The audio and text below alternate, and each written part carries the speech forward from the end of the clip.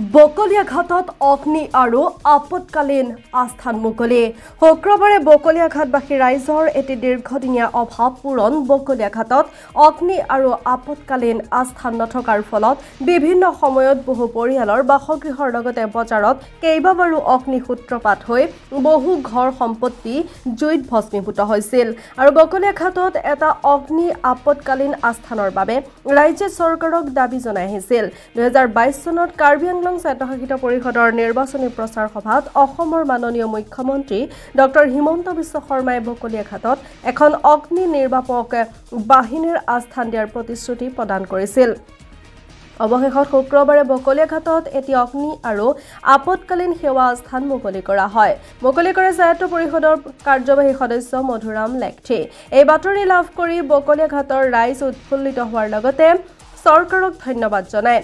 উক্ত অনুষ্ঠানত অংশগ্ৰহণ কৰে জিলা আয়ুক্ত নিৰলা ফাংচপি, আৰক্ষী অধীক্ষক সঞ্জীৱ কুমাৰ শইকীয়া, বিশিষ্ট সাহিত্যিক, অগ্নি নিৰ্বাপন আৰু জৰুৰী সেৱা বিভাগৰ উপ সঞ্চালক ডক্টৰ নন্দ সিং বৰকলাৰ লগতে বিশিষ্ট ব্যক্তিসকল উপস্থিত থাকে। News x report, Diphu live.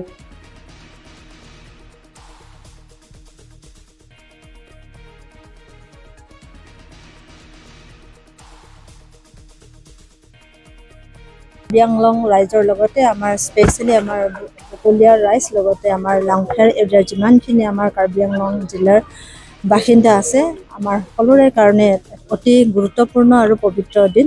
আৰু এই ফায়াৰ ব্ৰিগেড যিটো আমাৰ fire service and emergency services যিটো আমাৰ প্ৰয়োজন আছিলে, বহুদিনৰ মানুহৰ আশা আকাংক্ষা আছিলে, আজি সঁচা অৰ্থত আজি প্ৰতিফলিত হ'ল।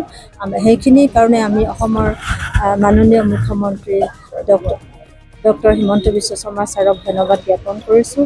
আৰু আমি এই ফায়াৰ ছাৰ্ভিচেছ জৰিয়তে আমাক আজি আমাৰ সকলো ৰাইজক এইটোৱে আমাক এটা ভাল দিন আৰু লগতে আমাৰ আকৌ বেছিকৈ আমি সজাগ হোৱা দিন বুলি মই বিবেচিত কৰিছোঁ। কাৰণ কিয় আমি ফায়াৰ ব্ৰিগেড আহিলেও নহয়, ফায়াৰ ব্ৰিগেড আহিলে আমি আকৌ বেছিকৈ সজাগ হ'ব লাগিব।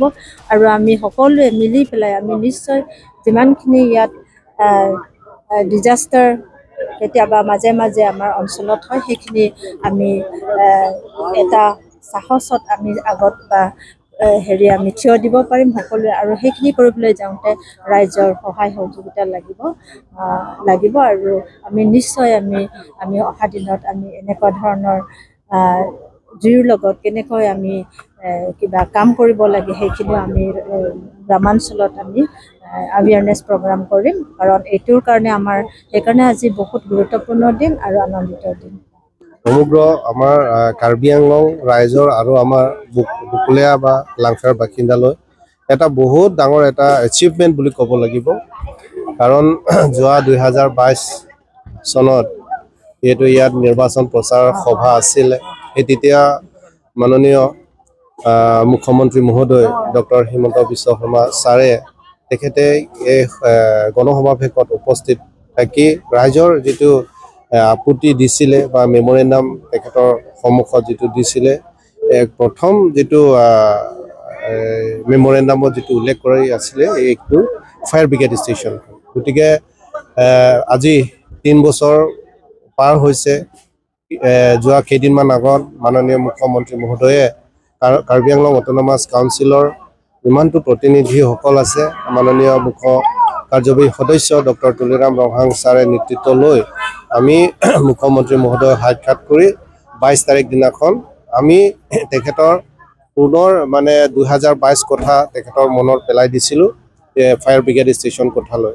লগে লগে তেখেতৰ এখন সৰু এটা কাগজত লিখি দিছোঁ যে এটা মেমৰেণ্ডাম টাইপো নহয়, একো নহয়, এই সৰু এটা কাগজত লিখি তেখেতক দিছোঁ।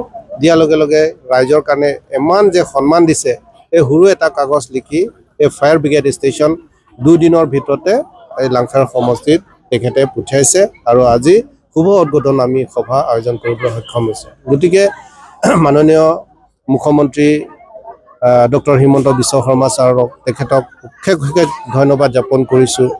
লগতে আমাৰ কাৰ্বি আংলং অট'নমাছ কাউন্সিল মাননীয় মুখ্য কাৰ্যবাহী সদস্য ডক্টৰ তুলিৰাম ৰভাং ছাৰ, তেখেতৰ আশীৰ্বাদত আমি এই ফায়াৰ ব্ৰিগেড ষ্টেচন পাবলৈ আমি সক্ষম হৈছোঁ। গতিকে তেখেতকো আমি লাংখাৰ ৰাইজৰ হৈ তেখেতক অশেষ ধন্যবাদ জ্ঞাপন কৰিছোঁ।